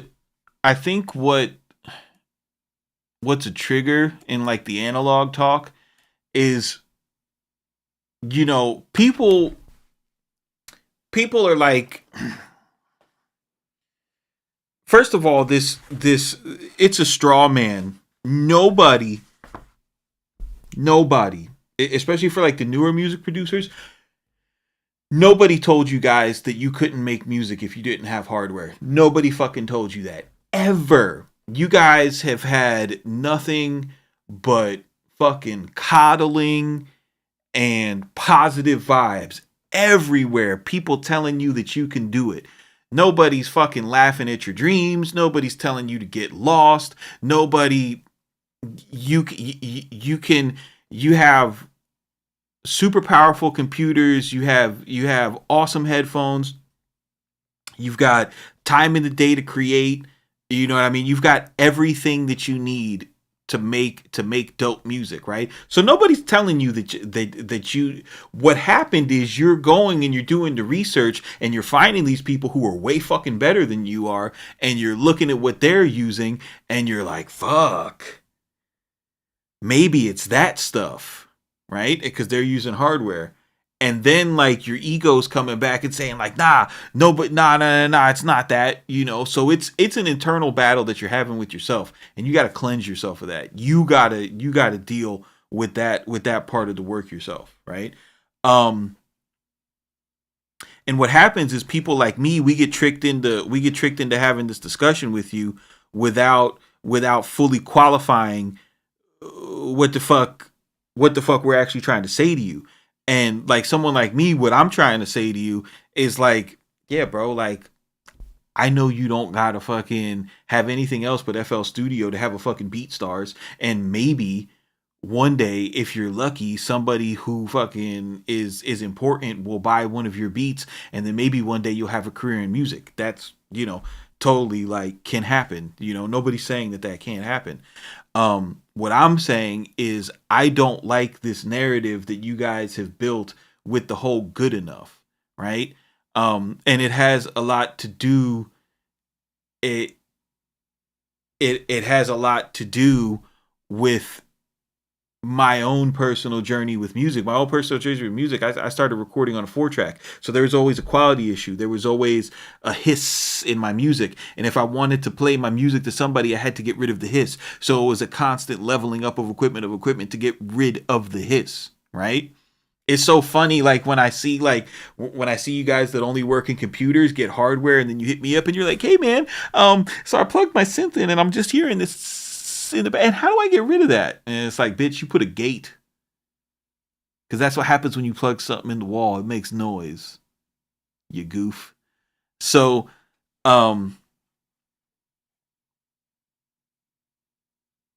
this idea that it's good enough, it makes people like me and people who are close to my generation, when you say like it's good enough, we look at you like you're a clown, not because you can't afford to buy the same stuff that we can buy, but dog, what the fuck are you talking about? What do you mean it's good enough? Like, you're making music, bro. You're not trying to make the best fucking music that you could make. Like, you don't have no competition in your bones. You don't want it to sound the best that it could possibly sound. You just want to sound as good enough as the average motherfucker.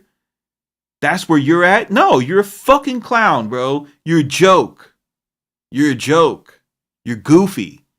Oh, it sounds good enough. No. You're doing this to be the best, right? If you're a beat maker and you're making beats and you want to get placements and you want to make records and you want to make hit records, you're not just trying to make a beat that's good enough. You're trying to make the best fucking beat possible so that someone will hear it and actually want to put words to the shit so that fans can hear it. And then it could be the best song on the album. So it could be the highest selling single. So it could be the song that's fucking performed last when that artist is at their concert. That's what you're sitting here to do. You're not sitting here to be just good enough. No, it's just good enough. It's just good enough. And that's like, so when you go and and I'm just saying, like, this is why you guys who are like, who say that's why you get this reaction from people like me, right? We're not even really having a talk about the tools. We're having a talk of like, yo, why are you pussy? You know what I'm saying? Like, why are you soft? What is that? Why are you so complacent with being average? Like, you want to sit here and be like, yo, I got this Focusrite Scarlett, it's just good enough. I got this drum kit, it's just good enough. I got Grandma Ann's laptop, it's just good enough. Yo, producers should get more credit. Dude, fuck you. Should get more credit for being just good enough? Nah, bro. You gotta figure out which one it is. Producers deserve more credit. Shut up.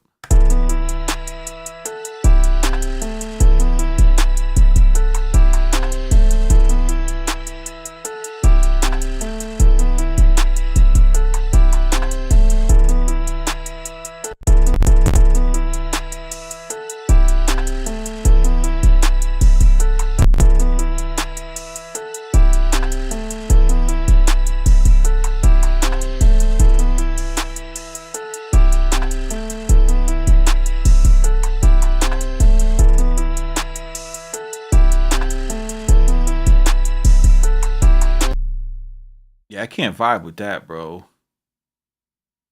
It's just good enough. It's just good enough. Good enough for what, bro? Good enough to play out of a speaker?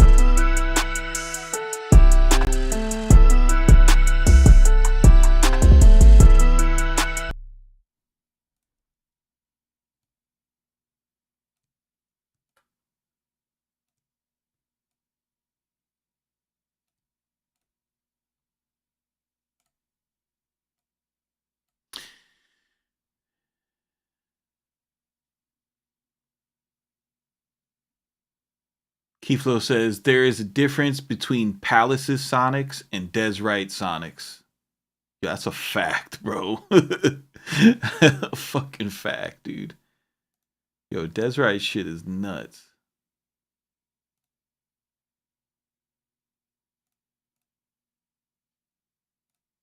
Like, bro.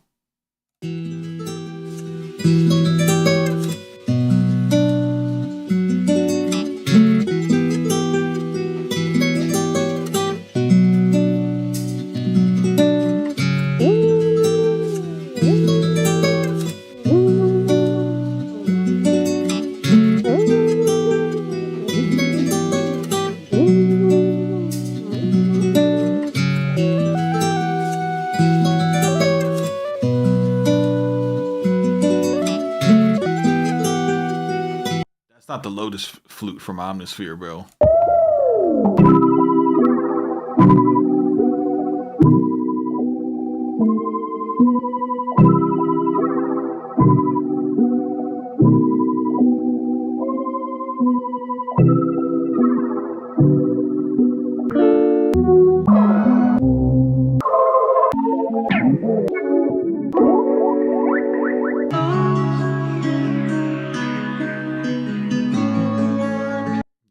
Them shits are pretty, bro.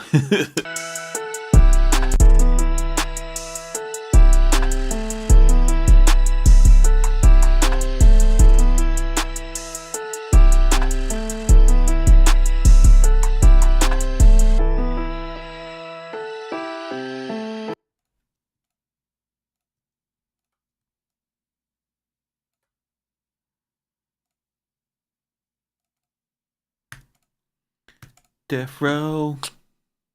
Oh, oh, oh. Yeah. Yeah.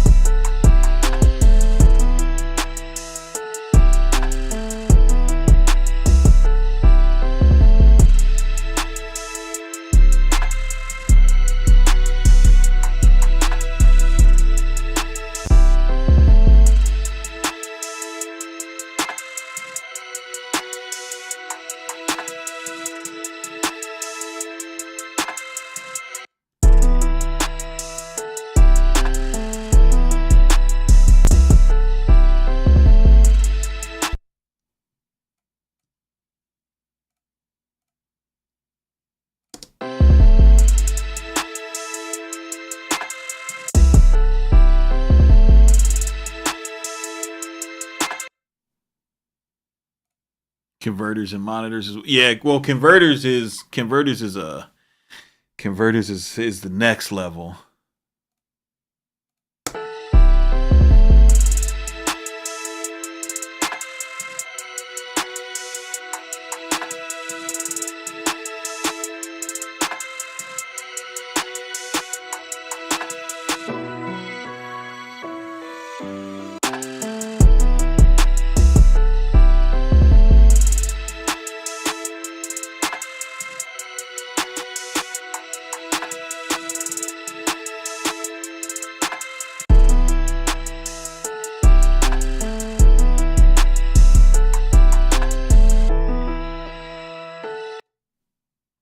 Fuck you, Keyflow.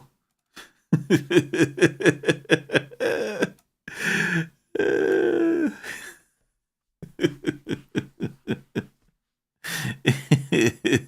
can't stand you right now.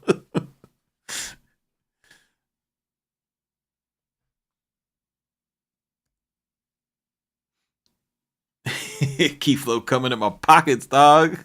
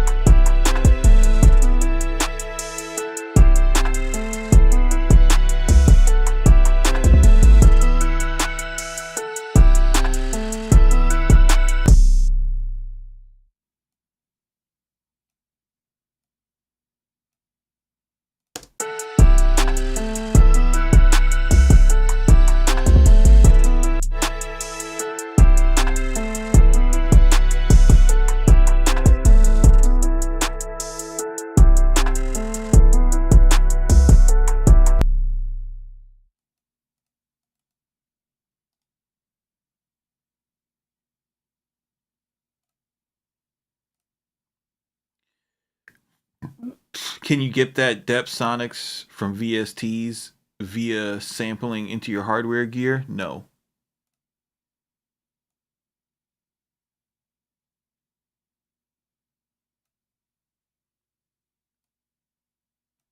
Listen, I'm going to tell you like this, bro. Any idea that you could have or I could have to do it, people have already tried. And people still pay the money for the instruments because the instruments are dope, bro. Like people still get the SPL big knob. People still like SSL still creates, new products. People still make active summing mixers. You know what I mean? Like it's real.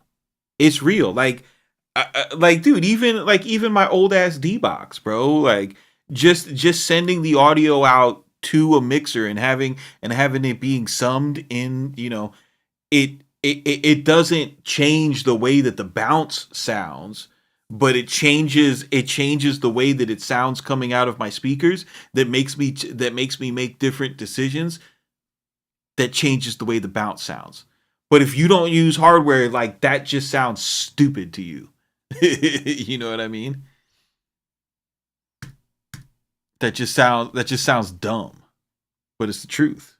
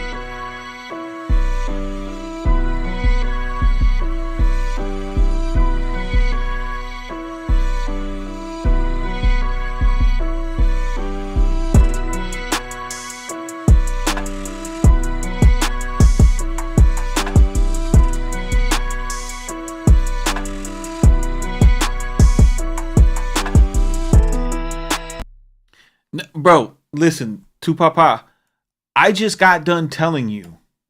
I don't know why you guys haven't heard me yet. You see this?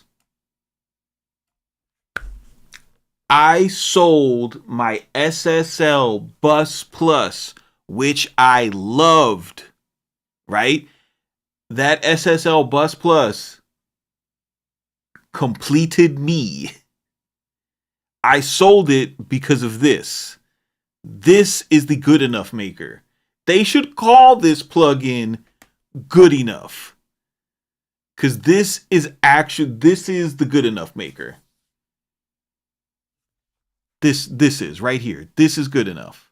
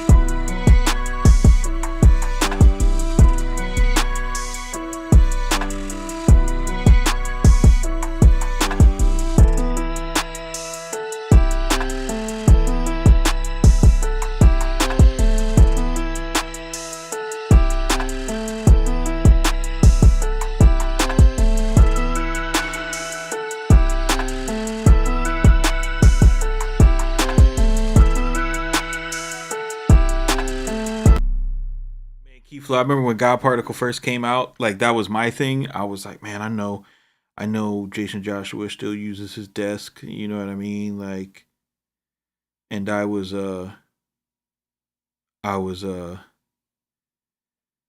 like anti God Particle. I didn't want to hear none of it because I was just like, it's just a money grab. But then I actually used it, and I was like, no, like this is good. Like it don't like I told bro, like I still miss that compressor every day, but what am I doing? You know what I'm saying? Like what am I doing out here? Am I like if I was competing with Jason Joshua, then I would have kept the compressor. You know what I'm saying? Like if I was mixing records for streaming, making sure that we have the best sounding drums that I could possibly get, I would have kept that bus compressor, right? But if I'm just making beats on stream, you know what I mean? And the majority of my stuff and the majority of my music, the deliverables is a sample pack, not a 9 luff fucking master, and we have to make sure that the drum slap. It's just like, dude, I don't need that compressor. You know what I'm saying? Somebody else does. Somebody else who's trying to compete with the goats. But dude, when I make beats, I'm not or when I mix a song, I'm not mixing to compete with the goats. I'm just like trying to show you guys how to make your stuff sound good. Keyflow says Timbaland looks bored on that push, low key. I mean, dude, like when you're 50, you're gonna be bored making music too, you know? Timbaland definitely misses his gear, but you can't stream with the gear. You know what I mean?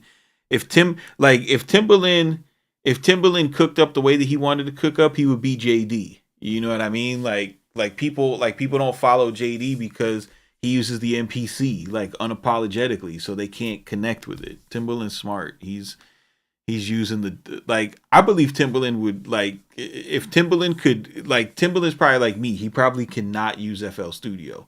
If he could use FL Studio, he would use FL Studio. 100%. I'm telling you. Touchtone, are you trying to get major placements at this point or just sample packs? I'm trying to sell sample packs. I have a producer who I send loops to Rico Beats like all year long. You know?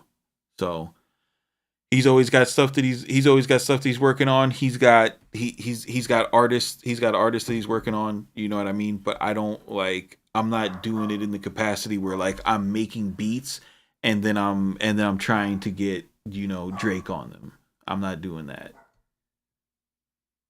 But every now and again there's it all comes from CMP kits. You guys would be really surprised to know who buys fucking chord packs at CMP kits. There's this one guy that he was like, send me some stuff, let's work. And I'm pretty sure he's a big deal, and I don't know who he is. So I didn't know what to send. So I didn't send anything. But yeah, dude, like people, you know, people will shop at the site, and you know, and then I'll start dialogue with them. You know what was the craziest person who copped like Louis Resto. Louis Resto bought some 808s from CMP kits, and I was like, dude, what the fuck is Louis Resto buying samples at CMP kits for, bro?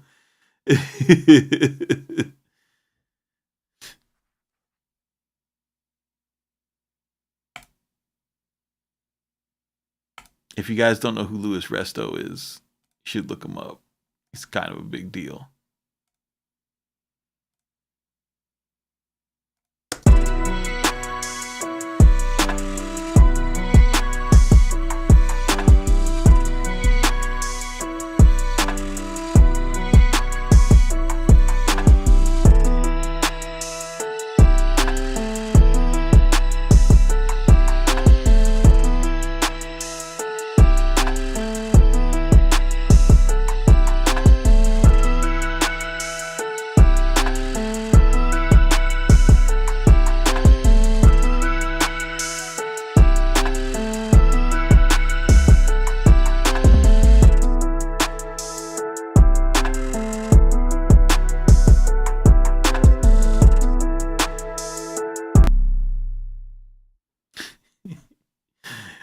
Yeah, bro. Yeah, I seen dude, I seen Warren Griffin come across.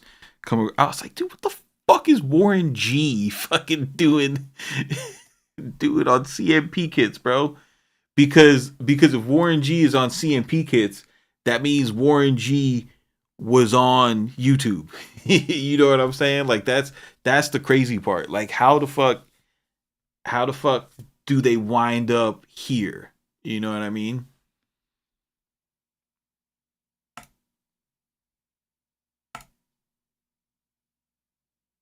It's super cool though. Yeah, Warren G bought my whole store.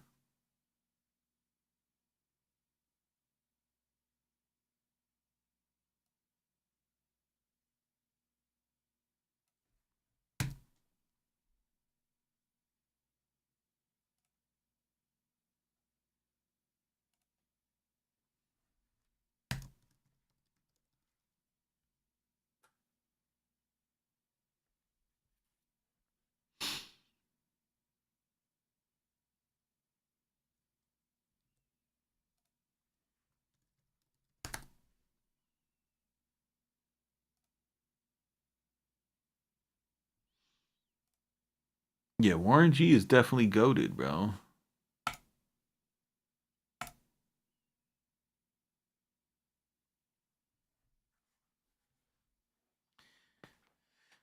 fucking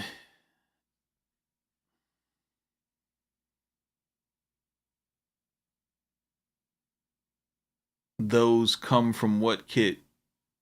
Those what come from what kit? The rapper Warren G? There's only one Warren G. He's also a producer. Oh, the 808? That's from the Industry Slap kit on cmpkits.com. All the drums are from the Industry Slap kit on cmpkits.com.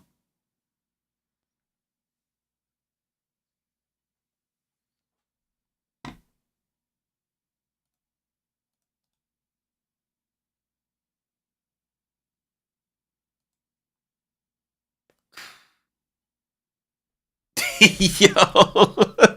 Ant says Warren G doesn't watch Rick Rubin. You're goddamn right. You're goddamn right, bro.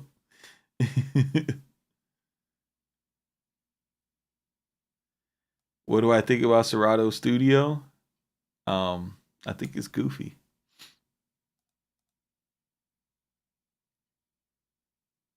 The hell am I gonna do with Serato Studio?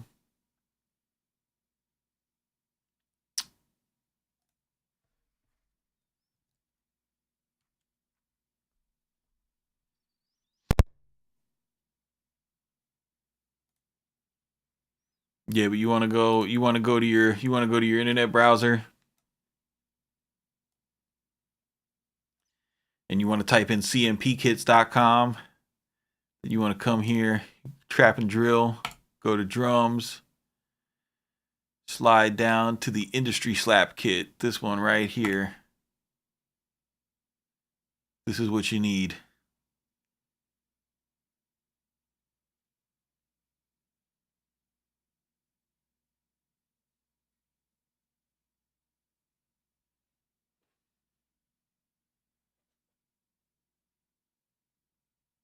Yo, this is still the best cover for a kit of all time. This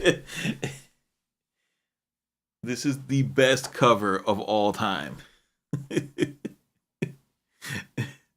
I wasn't even gonna make an Industry Slap 2 until this happened, and I was like, fuck, dude, I gotta do a kit. I gotta do a kit, bro.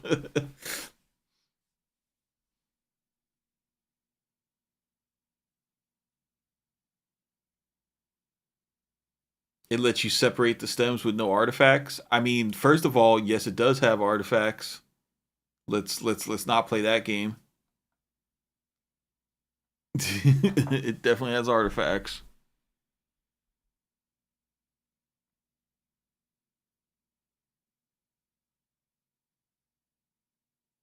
Yo, this is a good ass drum kit. I forgot about this kit. Not only did I do the industry drums in here, but I did all the Life of a Don type drums inside Industry Slap 2. And I gave this to you guys for $27. And it's got the most amazing cover of all time.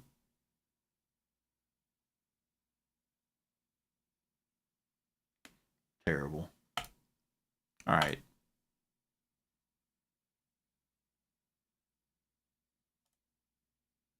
You guys got anything else you want to talk about?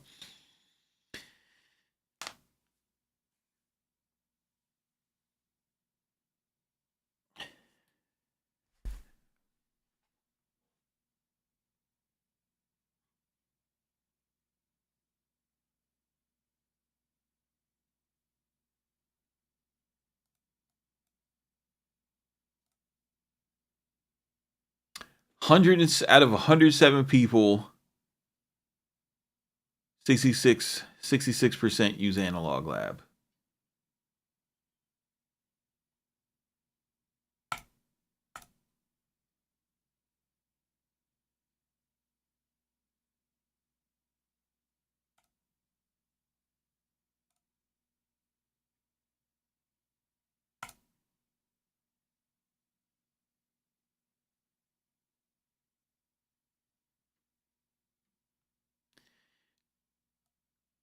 Michael Kame1 Sirta says, to all you kids stealing my packs on Discord, I'll see you when you land a big placement with my stuff. Haha. Well, here's the thing, Mike. They're not going to land a big placement with your stuff. And they were never going to buy your packs anyway. So don't think about the people who were stealing from you. Because you're not losing money from them. That was never your money. You were never getting that. You were never getting that money, bud. With that being said, if you spent your hard-earned money on my packs, I really appreciate it. It means the world. It allows me to keep making music stuff for you to use.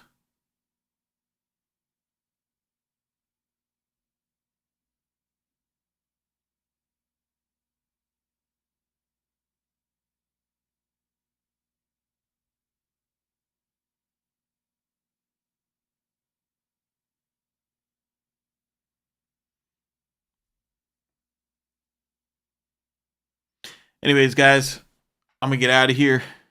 You guys keep it simple.